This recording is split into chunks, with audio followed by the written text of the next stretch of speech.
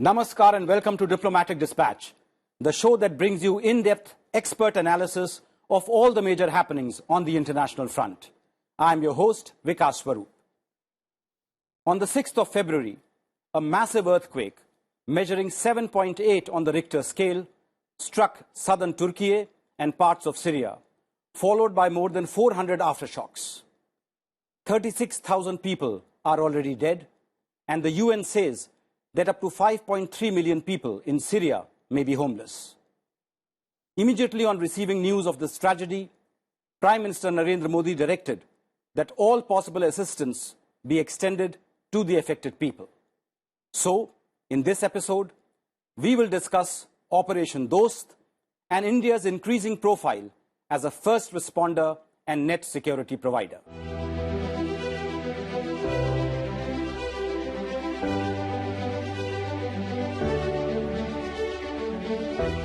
Humanitarian assistance and disaster relief, or HADR, has emerged as an important focus of India's foreign policy in recent years.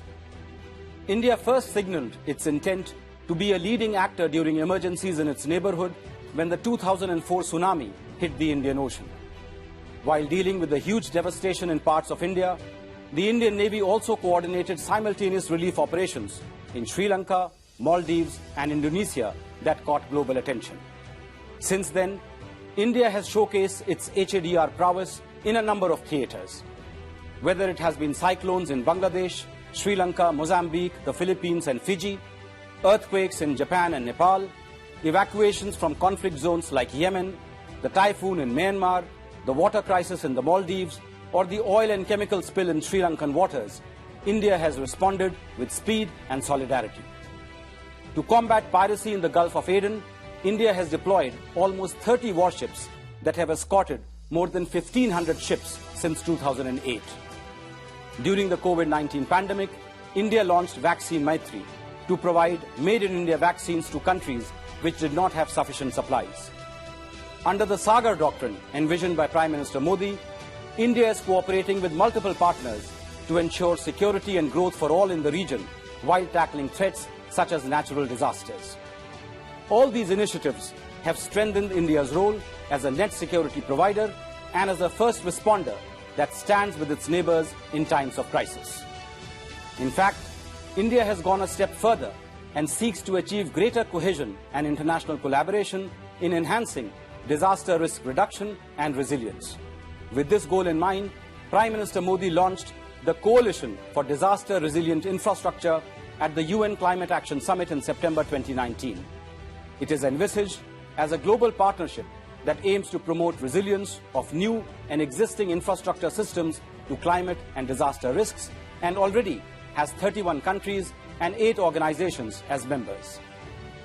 So India's response to the earthquake in Turkey and Syria is but a natural extension of India's role as a first responder in its neighborhood.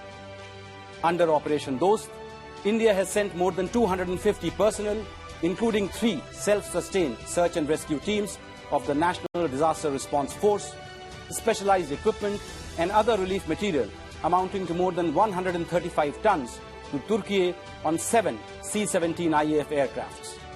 The 60 para-field hospital set up in Iskenderun has treated more than 1,500 injured. As regards Syria, more than 30 tons of emergency relief assistance has been provided by India, including gensets, solar lamps, emergency and critical care medicines.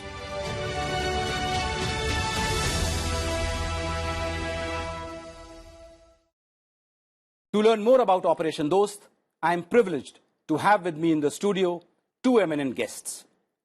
His Excellency Firat Sunel is Turkey's ambassador to India since July 2021. Besides being a professional diplomat, he is also an award-winning author with 3 published novels, one of which was adapted into a TV series. Mr. Atul Karwal is Director General of the National Disaster Response Force. An IPS officer of the 1988 batch, he is also a black belt in martial arts, an ultra-marathoner and triathlete, and a mountaineer who scaled Mount Everest in 2008 as a member of the Indian Police Mount Everest expedition. A very warm welcome to both of you. Let me start with you, Ambassador Sunil. Nasılsınız? Teşekkür ederim. Namaste. I try to feel well because the situation is very bad in Turkey, as you know. But thank you very much. So tell our viewers, how big a tragedy is the earthquake which hit your country? It seems to be the biggest tragedy, biggest devastation in the history of Turkish Republic, I think.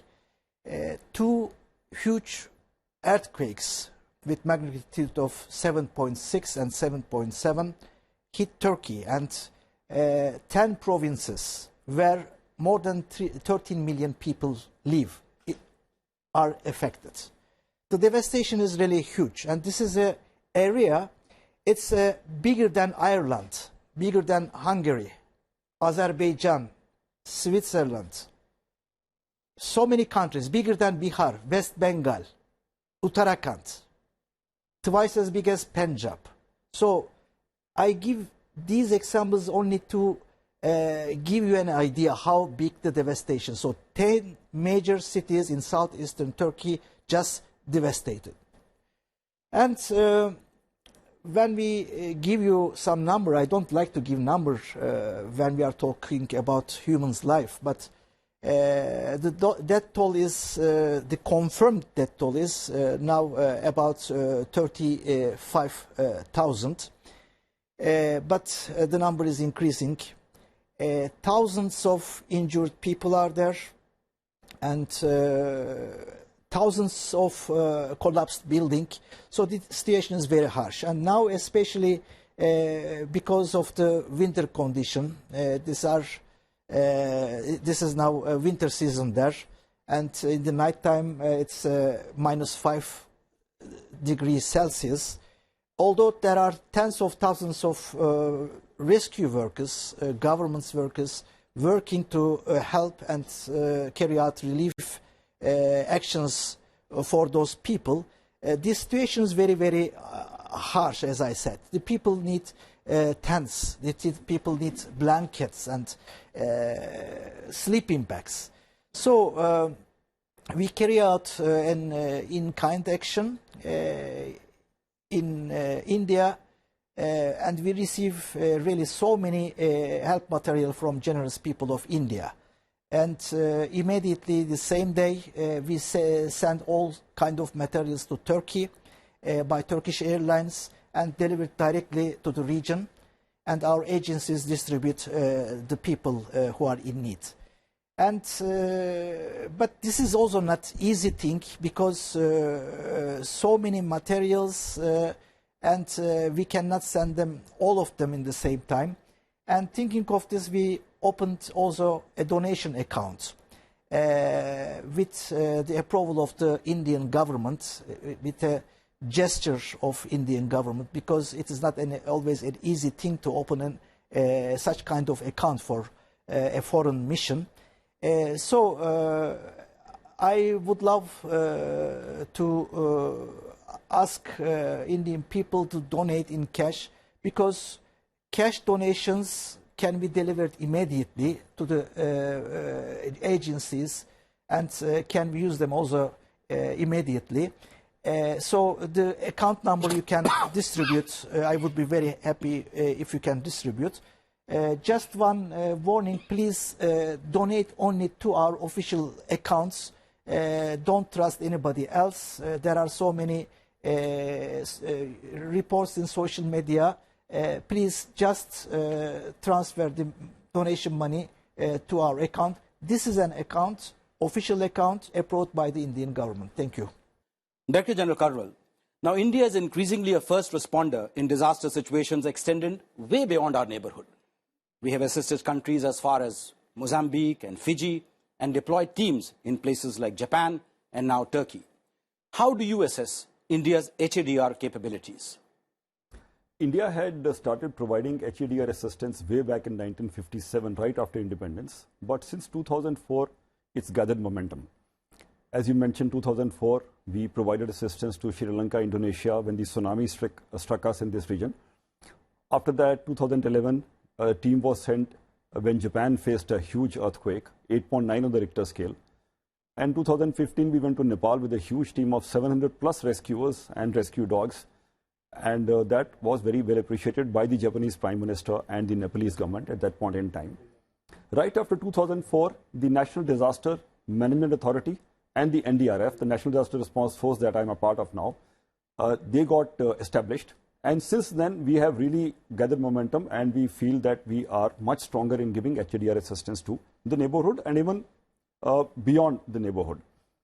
To prepare ourselves for that, we have joint exercises with regional cooperation fora such as the Asian countries, the BIMSTEC countries, the Shanghai Cooperation Organization, Quad, again we are working with. So all these joint exercises prepare us just for this kind of a situation, that when a disaster strikes, an earthquake in particular, because it's difficult to predict, and it hits us maybe with a few seconds of prediction, if at all possible, and creates a large-scale havoc, as we have seen happening in Turkey, very unfortunately.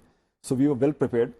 In addition to that, the might of the defense forces now, which can ferry us across the globe. The Indian Air Force planes took not just the rescuers, but they also carried our canine complement, they carried our vehicles, carried medicines, carried tentage, rations, so that when we landed there, we were self-sufficient. So all this approach of the whole of government, where all departments, all organizations chip in to make the most effective response possible, is what has now put India at a stage where our competence, our reach is much beyond what was there earlier. Ambassador Sunil, what are your thoughts on Operation Dost, particularly its name? Because we know that this name was inspired by your earlier statements to the Indian media. Dost means friend in Hindi and Turkish language, and friends help each other always. We have a proverb in Turkey, dost kara günde belli olur. It is like a friend in need is a friend indeed. So real dosts help each other. You may remember 2 years ago when I arrived in India, you were secretary at the Minister of External Affairs, and that was during second wave of COVID time. And Turkey sent 2 A400 planes full with 45 tons of medical aid to India.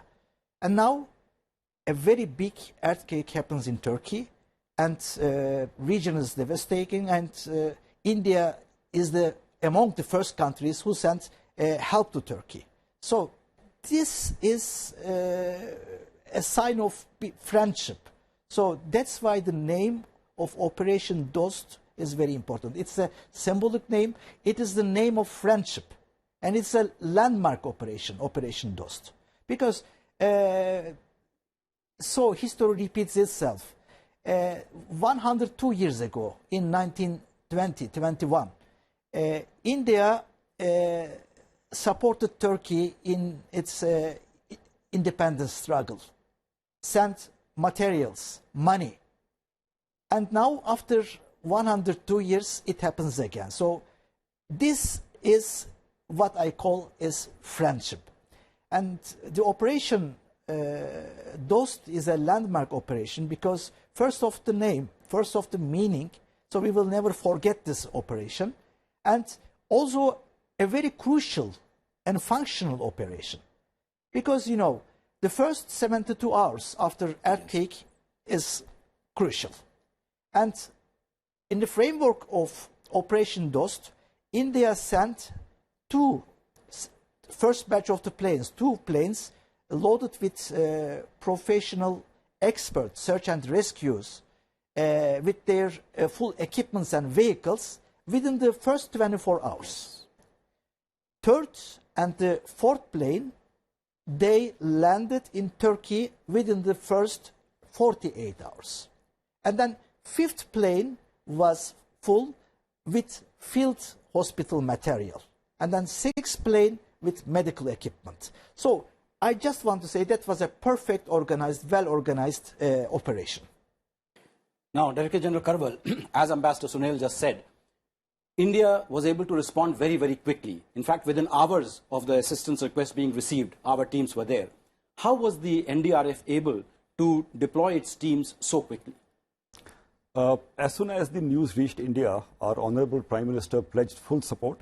Driven by that very clear direction, the Prime Minister's office held an urgent meeting and they took all the stakeholders on board, such as the NDMA, the NDRF, the Home Ministry, the Foreign Ministry, the Indian Air Force. And coincidentally enough, NDRF has been preparing 2 medium urban search and rescue teams for an international certification. The teams were available, trained, equipped, and they could be sent at a moment's notice. So these teams are available in Ghaziabad and Kolkata, and with the direction that we have to mobilize the teams right away. So several parallel things took place. One is, we realized that in such a situation, the local administration would be in a state of struggling to cope up with this huge tragedy. So we should not count on them for any support, and we should go completely self-sufficient. So we added, along with the equipment, a lot of tentage, food for 15 days, fuel for the cooking, even vehicles, so that we don't depend on transportation on them, and we are completely on our own. Whatever task we are given, we can accomplish. In parallel, the Foreign Ministry made official passports, working overtime through the night for all the rescuers, who were 51 in number. We added 5 lady rescuers who are doing so well that they volunteered to go. So all this happened. Along with that, the Indian Air Force mobilized their plane and prepared it for loading. We requested Indo-Tibetan Border Police, who gave us the best of winter clothing. So with the whole of government approach, as is followed now for such initiatives, things just fell into place and coordination was flawless. So the first team left at 0300 hours on 7th morning, as the ambassador said, within 24 hours of the earthquake hitting Turkey. Ambassador Sunil, were you surprised by this quick reaction by the Indian government? Yes, I was pleasantly surprised. From the early hours, I was called by the Minister of External Affairs very early morning. Mr. Sanjay Verma, Secretary West, called me. And he said, India is ready to do whatever it's possible. And in that point, none of us were aware of the volume, dimension of the devastation. But that was such a huge moral support. So, because if somebody calls you and say, we are ready to help you, then you don't feel alone. So first place, on the first place, moral support is very, very important. And during the day, there were also other statements, starting with Prime Minister of India, Narendra Modi ji. He made a statement and expressed his solidarity. And later, Dr. Jaishankar, Minister of External Affairs, he also issued some statement. Even some of them are in Turkish language. So these are really big support for us. And His Excellency Murali Dharan, he visited me at the embassy personally and brought the solidarity messages of Prime Minister Narendra Modi ji and Dr. Jaishankar. So very big support. But we didn't receive just moral support. Upon the instruction of Prime Minister of India, a crisis center just convened at the minister's office, and they told and planned how to help Turkey. And then later I was also invited to this meeting. Everything was very, very swift, and then immediately after the meeting, India was able to send the first 2 planes to Turkey. Director General, what does the NDRF bring to the table in terms of handling natural disasters like earthquakes? I think NDRF is a unique force across the world dedicated to all natural and man-made disasters, and a standalone force dedicated completely for this, not collected at a point in time when disasters may happen or have happened, but we are there 24/7 through the year, and we are there for the last 17 years now. So we have 16 battalions now spread across the nation. Each battalion has got 18 teams. That makes a total of 288 teams across the nation. Each team is trained for urban search and rescue, equipped to international standards. Their fitness, their training is of the superlative category. Along with this training and equipping, there are 2 other dimensions which help us. One is we conduct awareness campaigns. We conduct school safety programs. We conduct community awareness programs, so that when a disaster like this happens, to which there is barely any prediction possible, the people should know how to safeguard themselves and their families, how to respond, how to react, so that they save more lives within their families and they know what to do.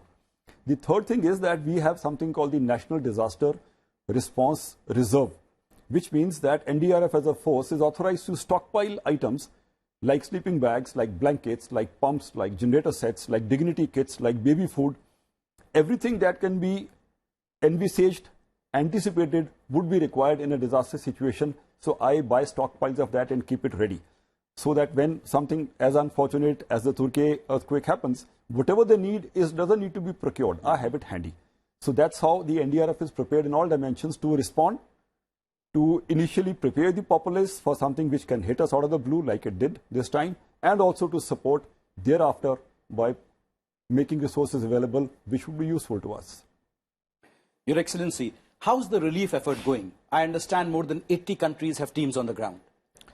Yes, now all government bodies are on the ground, working together in cooperation with foreign rescue workers. Turkish Disaster and Emergency Management Authority is there, Turkish Red Crescent is there, doctors are there, and also foreign missions. So there are altogether 100 countries who offers help to Turkey, and 80 of them are on the ground. And as I said, India is among them, and India has the fourth biggest mission among the foreign aid organizations in Turkey. So they are working very diligently. They opened a field hospital, and it became a legend in Turkey. So whenever I look in social media, I see some photos from those field hospital. They have treated already 1,500, more than 1,500 patients. So altogether, foreign rescue and relief workers are about 10,000. Director General, what are the challenges that the NDRF team in Turkey is facing? Are there some factors hampering the rescue efforts? The challenges are very many, some of them anticipated. Like in a disaster situation like this, we know that we can't really depend on the local administration, which would be struggling to maybe tackle more important things on any kind of a transportation, water, hygiene, sanitation, food. But the additional challenges in this case were, number one, we had reached, say we departed at 0300 hours, so within 2300 hours our teams were airborne. By the time we reached, we had lost some bit of the golden hour for retrieving live victims, which was, you can't turn the clock back, so we had that constraint. Number two, as His Excellency just mentioned, the devastation is very widespread. So one was struggling to cope up, and the teams had to work continuously, sometimes without rest. So we had to take shifts and just carry on through the night. The climatic conditions are a challenge for us because the structures which could have accommodated our teams are unstable, and one doesn't want to accommodate the rescuers in them, because rescuers, if they are safe, then they are of help. So they are staying in tentage, the cold is there. Plus the language is an issue which sometimes we struggle with, though we have interpreters. The guides are not local. So these are, some of them are situations that we presume would prevail and we prepare accordingly. But some of situations which have made this operation certainly more complicated, more difficult. But it is a matter of, I would say, pride that India is being of assistance to Turkey in such a situation. India has come up as a dominant aid provider in such situations, not just in the neighborhood, but now across the globe. So it's a matter of, I would say, good fortune that we have dost with Turkey, and we are able to deploy resources to help them in this time of crisis. Ambassador Sunil, let's now expand the discussion a little bit. Now, Turkey has joined the Coalition for Disaster Resilient Infrastructure. Why is this initiative important? Yes, Turkey joined this coalition upon invitation of Dr. Jaishankar, Minister of External Affairs, in 2020.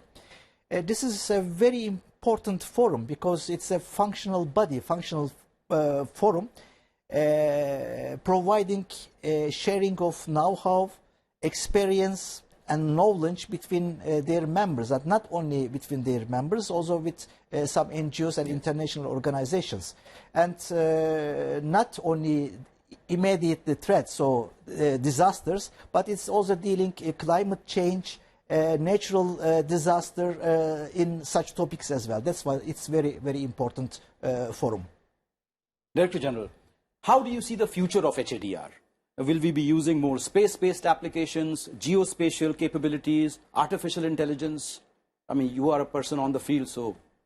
So a lot of this technology could come in very handy. So we have active collaboration with the National Remote Sensing Center in Hyderabad, who have made a special portal for us called the NDEM, National Database for Emergency Management. So what they have done is, over the last 200 years data they have collected, and they have created flood hazard atlases, landslide vulnerable maps.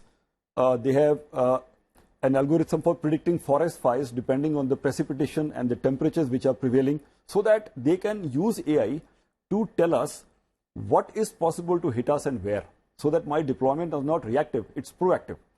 In a similar manner, we are working with Gati Shakti, which has got 1400 layers of data to tell us that if I have a problem, that in this kind of a precipitation, flood, cyclone situation, which road would remain open, which is the closest hospital for us to take our victims to, all that is available to me online. So a lot of AI is being used to somehow find a trend in how things are evolving with climate change, and if we can extrapolate and find out what may happen in the future, then I can be better prepared. Your Excellency, now India and Turkey both are members of the G20, and the theme, as you know, of India's G20 presidency is Vasudhaiva Kutumbakam, one earth, one family, one future. Now, after Operation Dost, do you think this theme is specially resonant? Yes, very. So we live on a ship what we call Earth, and we are a family. 8 billion people is a family, and we have only one future. That's why the topic of Indian presidency is very, very relevant in this case. And we have now global threats. We can answer those threats only when we are answering together, when we are in unity. So that's why the topic is also very important. If you had asked me, give me an example of Vasudhaiva Kutumbakam, I would tell you the Operation Dost will be a living example. Well, thank you very much, Ambassador Sunil and Director General Karwal, for sharing your thoughts with our viewers. Operation Dost is India's latest expression of being a first responder, a net security provider, and a country whose humanitarian assistance and disaster relief response is quick and available to countries not only in the neighboring region, but also beyond. This is not just an exercise in public diplomacy, but a role and responsibility that India sees for itself in line with its capabilities, in the true spirit of Vasudhaiva Kutumbakam, the world is one family. That is all I have for you in this episode. I will be back next week with another dispatch from the world of diplomacy. Till then, take care and goodbye.